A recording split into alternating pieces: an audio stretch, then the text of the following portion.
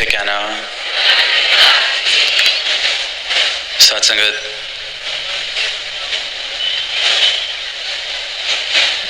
परमात्मा का, दातार का, इस ईश्वर का यशोगान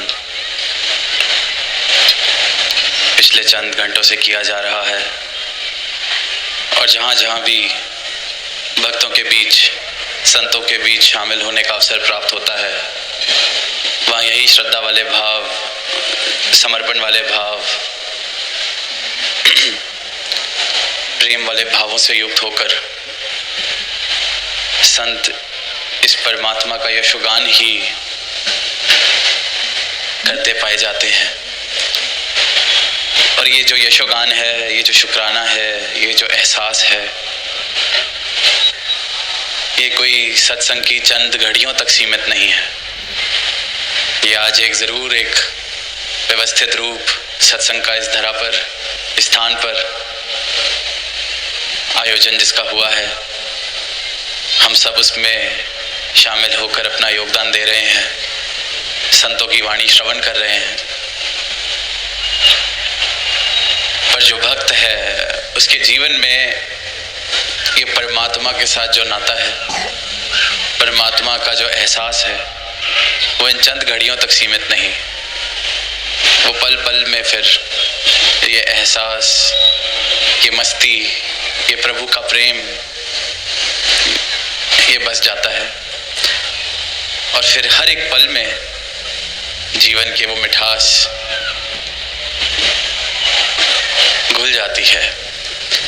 और इसीलिए सभी संतों ने, सभी गुरुओं ने यही चिताया कि पल पल की बड़ी कीमत है, बहुत मूल है हर एक पल का। जीवन में एक एक क्षण जो बीत रहा है, एक एक श्वास जो आ रही है, हर श्वास का बहुत मूल है, बड़े भागों से मिली है। इसकी कीमत डाल ली जाए, हर एक पल की कीमत डाल ली जाए, हर एक पल को इस सत्य के साथ जिया जाए, सत्य के एहसास में जिया जाए। तभी वो बात भी कि श्वास श्वास सिमरो गोविंद, कि श्वास श्वास में सिमरा जाए, इस एहसास को श्वास श्वास में बसा लिया जाए। तभी ये मन अंतर की जो चिंताएं हैं वो दूर होती हैं। जिस पल इस सच्चाई से, इस परमात्म से, इस परमार्थ के मार्ग से मैं हट जाता हूँ, हिल जाता हूँ, फिर यही चिंताएं मुझे घेर लेती हैं, फिर मेरे मन पर ये सब हावी होने लगता है। इसलिए संतों ने पल पल की कीमत डाली है, क्षण क्षण की, हर एक श्वास की, कि ये इतनी बारीक यात्रा है, ये भक्ति का मार्ग इतना बारीक है। प्रेम गली अति सांकरी, क्योंकि प्रेम का मार्ग है, वो भी परमात्मा से प्रेम, इस परम सत्ता से प्रेम का मार्ग। और जैसे फिर कबीरदास जी ने कहा कि प्रेम गली अति सांकरी, जा में दो ना समाए, जिसमें दो नहीं समा सकते। ये इतनी सांकरा, इतना पतला ये मार्ग, इतना बारीक ये मार्ग। तो श्वास श्वास में इस परमात्मा का एहसास बड़ा जरूरी। एक श्वास भी इसे विसारा तो कहीं इस बारीक मार्ग से हम डगमगा ना जाएं, कहीं फिर यह अज्ञानता वाला अंधेरा मुझ पर फिर हावी ना हो जाए, फिर कहीं मैं नाम से या ऊपर से प्रभु प्रेमी ना कहलाया जाऊं। देखते हैं संसार में प्रभु के प्रेम की बात बहुत की जाती है, प्रभु का नाम भी बहुत जपा जाता है, परमात्मा का नाम भी बहुत जपा जाता है। अलग अलग तरीके हैं, हर एक स्थान के, हर एक कल्चर के। कोई तप कर खुद को प्रभु प्रेमी साबित करता है, कोई किसी प्रकार के वस्त्र पहनकर खुद को प्रभु प्रेमी स्थापित करता है, कोई इस बात की दावे देता है कि हमने कितनी सेवाएं की हैं इसलिए हम प्रभु प्रेमी हैं, कितने मंदिर बनाने में हमने योगदान दिया है कितने भूखों को हमने खाना खिलाया है, कितनी जगह हमने दान किए हैं। हमसे बड़ा प्रभु प्रेमी या हम प्रभु प्रेमी हैं, हमारे जीवन में प्रभु का प्रेम बसा है, ये बात तो है। पर प्रभु से अगर प्रेम है तो उसका सबसे बड़ा प्रमाण बंदों से प्रेम करके दिखाई पड़ता है। जिस इंसान के जीवन में ये अवस्था प्राप्त हो गई कि मोही तो ही मोही अंतर कैसा, जहां देखता हूं वहां तू ही तू है, हर बशर में इसका ही एहसास, इसका ही दर्शन। फिर जब मैं प्रेम करता हूं तो इसकी रचना से भी प्रेम करता हूं, इसके बनाए हुए बंदों से भी प्रेम करता हूं। और ये प्रभु का प्रेम जिसके जीवन में आता है, उसका प्रमाण ही ये कि वो प्रभु की रचना से, प्रभु के बंदों से भी वैसा ही प्रेम, बेगर्ज प्रेम करता है, बिना फर्क किए प्रेम करता है। क्योंकि उसकी फिर अज्ञानता वाली जो यात्रा है, अज्ञानता वाली जो आंख है, अज्ञानता वाला जो पर्दा था आंख के ऊपर, वो उठ गया है।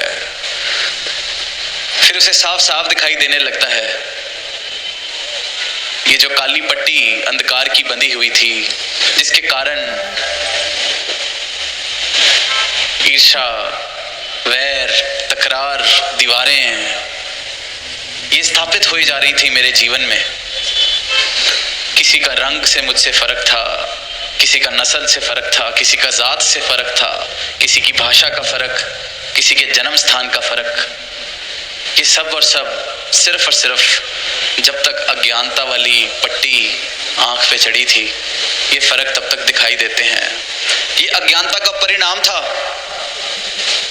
कि बंदों में मैं बंदा नहीं, बंदों में परमात्मा नहीं, बंदों में जात ढूंढता हूं, बंदों में नस्ल ढूंढता हूं, बंदों की भाषा, इन बातों पे मैं फर्क करता हूं। किसी का खाना पीना कैसा है, इस बात से मैं अपनी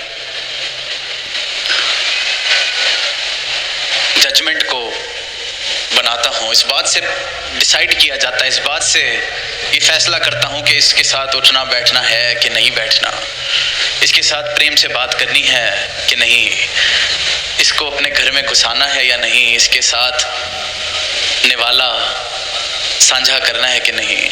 ये अज्ञानता की पट्टी जिसकी वजह से ये वैर, जिसकी वजह से ये दीवारें हैं। और फिर जब इस परमात्मा का बोध होता है, सदगुरु की कृपा होती है, तो ये बात समझ आती है कि इस रचनहार की सारी रचना एक बराबर, इको नूर से सब जग उपजा। ये भाव फिर शब्द नहीं रह जाते, ये जीवन में एक एहसास की तरह बस जाते हैं। फिर ये बात तो समझ पाता है कि ये जैसे सूरज की रोशनी है, ये धूप है, ये सबके ऊपर बराबर पड़ रही है। और सिर्फ यहाँ इस स्थान पर ही नहीं, इस पूरी धरती पर सूरज की जो इम्पोर्टेंस है, इस रोशनी की जो इम्पोर्टेंस है लाइफ को वहां जिंदा रखने के लिए, ये जो जीवन जो इस धरती पर स्थापित है, उसमें इस रोशनी का कितना योगदान, ये सबके लिए बराबर। ये किसी का बंटवारा नहीं कि सूरज पे मेरा हक है या इस रोशनी पर मेरा हक है, सबके लिए बराबर सूरज चढ़ा हुआ है, उग रहा है। ये पानी है, ये नदियां हैं, ये सबकी प्यास बराबर बुझा रही हैं। ऐसा नहीं कि यहाँ से नदी गुजरती है तो यहाँ जो पानी पिएगा उसकी ही प्यास बुझेगी, जो उस नदी का पानी अपने घर ले जाएगा और दूसरे किसी स्थान पर जाके पिएगा उसकी प्यास नहीं बुझेगी। सबके लिए ये पानी प्यास बराबर बुझा रहा है। इस रचनहार की रचना सबके लिए सर्व सांझी, जिसे कहा जाता है कि सबके लिए बराबर है। ये गुरु, सदगुरु का ज्ञान, ये सदगुरु की नजर मुझे बताती है कि जब ये रचना सर्व सांझी है, ये सबके लिए बराबर इस दातार ने, प्रभु ने बनाई है, तो ये फिर खुद कैसे बांटा जा सकता है, ये फिर खुद कैसे सीमित किया जा सकता है कि फलाना कपड़े पहनने वाले का परमात्मा अलग, पगड़ी वाले का अलग, टोपी वाले का अलग। ये फर्क फिर मिट जाते हैं, क्योंकि ये फर्क सिर्फ और सिर्फ अज्ञानता का प्रमाण है। प्रमाण भी अज्ञानता का है और परिणाम भी अज्ञानता का है। प्रमाण है, दिखा रहा है कि अगर ये फर्क दिख रहे हैं तो ये सबूत है कि अभी जीवन अंधकार में जिया जा रहा है, अज्ञानता से जिया जा रहा है, रोशन नहीं हुआ जीवन, रोशनी नहीं आई है अभी इस जीवन के अंदर। ये प्रमाण है। ये फर्क वाली नजर, ये दीवारें बनाने वाली सोच, एक दूसरे से बंटवारे वाली सोच, एक दूसरे को नीचा ऊंचा, ये वैसा मैं ऐसा, ये वाली सोच, ये प्रमाण है, सबूत है कि जीवन में अभी अज्ञानता है, ज्ञान का सूरज उदय नहीं हुआ। और ये होता भी तब है जब जीवन अंधकार में ही है। ये उसका कॉन्सिक्वेंस भी है, परिणाम भी है। और जहां ये ज्ञान की रोशनी आ जाती है, वहां फिर ये स्वाभाविक है, ऐसे भाव अपने आप ही मिट जाते हैं। जैसे पानी पीने के बाद प्यास बुझ जाना स्वाभाविक है, कुछ करना नहीं पड़ता, स्वाभाविक। ठंड लग रही है तो सूरज की धूप ले लें तो गर्माइश मिलना स्वाभाविक है, कुछ अलग सी बात नहीं। इसी प्रकार इस परमात्मा के ज्ञान की रोशनी जब जीवन में आ जाती है तो ये जो दीवारें मन में बनी हैं उनका गिर जाना स्वाभाविक है, क्योंकि बात समझ आ जाती है, अपना मूल समझ आ जाता है। फिर ये जो भाव थे कि इको नूर तो सब जग उपजया, कौन भले कौन मंदे, फिर ये शब्द नहीं रह जाते, स्वभाव में आ जाते हैं, समझ में आ जाती है। फिर प्रभु प्रेमी सही मायनों में वो इंसान बनता है जिसको प्रभु से पहले प्रेम हो जाए, वो फिर प्रभु के बंदों से भी प्रेम करता है, स्वाभाविक है। कहीं किसी विज्ञान की, कहीं किसी पढ़ाई की जरूरत नहीं, बस ये बोध जिसके जीवन में आ जाता है, फिर प्रेम, इस मालिक खालिक की खलकत से प्रेम होना बड़ा स्वाभाविक है। ये कृपा, ये परिणाम है सदगुरु के ज्ञान का, इस रोशनी का। फिर जपना, पढ़ना, लिखना, बताना कि हम प्रभु से कितना प्रेम करते हैं, फिर इन बातों की जरूरत नहीं पड़ती, क्योंकि मेरा जीवन स्वभाव ही प्रेम बन जाता है। और वो प्रेम ही फिर इस बात का प्रमाण है कि वाकई ये जो इंसान है, ये इंसानियत वाला जीवन जी रहा है, इसके जीवन में प्रभु परमात्मा प्रवेश कर चुके हैं, सही मायनों में भक्ति प्रवेश कर चुकी है। क्योंकि प्रेम के अलावा फिर भक्त का कोई और स्वभाव ही नहीं रह जाता। किसी के खाने पीने, उठने बैठने से फर्क वो आंख नहीं करती, क्योंकि गुरसिक गुरदी अख नाल वेखे, ये गुरु की आंख से फिर देखने लगता है, एकत्व वाली आंख से। सदगुरु ने फरमाया, यहाँ जब हम बॉर्डर के पास हैं तो बात याद आ रही है कि किसी ने पूछा, ये कहा बाबा हरदेव सिंह जी से कि बॉर्डर्स उन्हें कहा जाता है जहाँ दो कंट्रीज को जो डिवाइड करती है लाइन, बंटवारे की लकीर को बॉर्डर कहा जाता है। और बाबा जी आगे से फरमाते हैं कि दो कंट्रीज, दो देशों के मिलाप वाले स्थान को, उस लाइन को भी बॉर्डर कहा जा सकता है। सदगुरु सिर्फ और सिर्फ जोड़ने वाली बात, ये सदगुरु की आंख, गुरसिख गुरदी अख नाल वेखे, गुरदे कन्नाल सुनदा है, एकत्व वाली आंख, जहां सारे फर्क मिट जाते हैं, उस आंख से गुरसिख फिर देखते देखते ये जीवन की यात्रा अपनी जीता है। प्रेम ही प्रेम, हर धरा पर, हर जर्रे में इस परमात्मा के दर्शन। तो ये प्रमाण है जीवन में वाकई किसी भक्त के भक्त होने का। और ये बड़ा अमूल्य जीवन जिसका मोल नहीं डाला जा सकता।